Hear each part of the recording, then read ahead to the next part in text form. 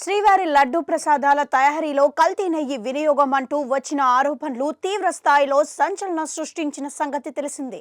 ఈ వ్యవహారంపై సుప్రీంకోర్టు కీలక వ్యాఖ్యలు చేసింది. జాతీయ స్థాయిలో ఈ వ్యవహారంపై తీవ్ర చర్చ జరిగింది.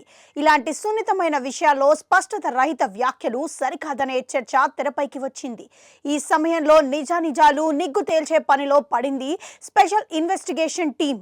కొంతకాలంగా ఈ వ్యవహారంలో సైలెంట్ గా ఉన్నట్లు కనిపించిన సిట్ ఇప్పుడు కల్తీ నెయ్యి వ్యవహారంలో దర్యాప్తును వేగవంతం చేసింది.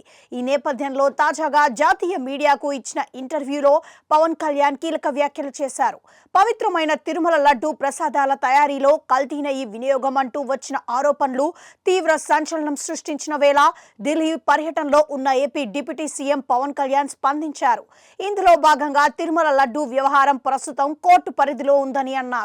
అయితే గత ప్రభుత్వ హయాంలో పవిత్రమైన లడ్డూలు ప్రతి స్థాయిలోనూ కలుషితాన్ని ఎదుర్కోవడం విచారకరమని చెప్పిన పవన్ ఈ విషయాన్ని మొదటిగా సీఎం చంద్రబాబు వెల్లడించినప్పుడు షాక్ తిన్నట్లుగా చెప్పారు. తన నామకరణ కార్యక్రమం కూడా తిరుమలలోనే జరిగిందని ఈ సందర్భంగా పవన్ గుర్తు చేసుకున్నారు. ఇదే సమయంలో తిరుపతి లడ్డూ కల్తీ వ్యవహారం మాదిరి క్రైస్తవ్యంలోనో ఇస్లాంలోనో జరిగితే ఆ మతస్థులు తీవ్రంగా స్పందిస్తారని, కానీ హిందువులు మాత్రం ఆ స్థాయిలో స్పందించడం లేదని పవన్ ఆవేదన వ్యక్తం చేశారు. కేవలం ఆలయాల వ్యవహారాలు మాత్రమే కోర్టుకు ఎందుకు వెళ్తున్నాయని పవన్ ప్రశ్నించారు. ఈ నేపథ్యంలో హిందూ దేవాలయాలపై ప్రభుత్వ పర్యవేక్షణ ఉంటే బాగుంటుందని అభిప్రాయపడిన పవన్ వక్ఫ్ బోర్డు తరహాలో హిందువులకు కూడా ఓ కామన్ బోర్డు ఉండాలని అభిప్రాయపడ్డారు. సనాతన ధర్మ బోర్డు అవసరం ఉందని, అందుకే దాన్ని ప్రకటించాలని పవన్ కళ్యాణ్ నొక్కి చెప్పారు.